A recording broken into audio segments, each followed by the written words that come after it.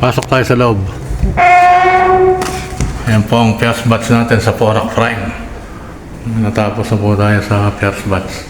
Ito po yung loob niya. Ayan. Lababo. Ayan. CR sa baba.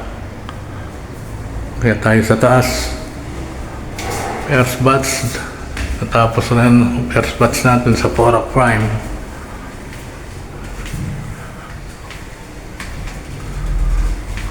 CR niya sa taas. Isang kwarto.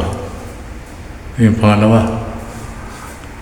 Master bedroom natin na yan.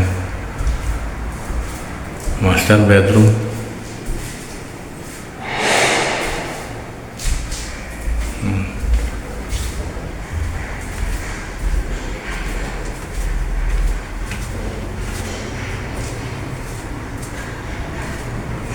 Tapos na rin ang first batch.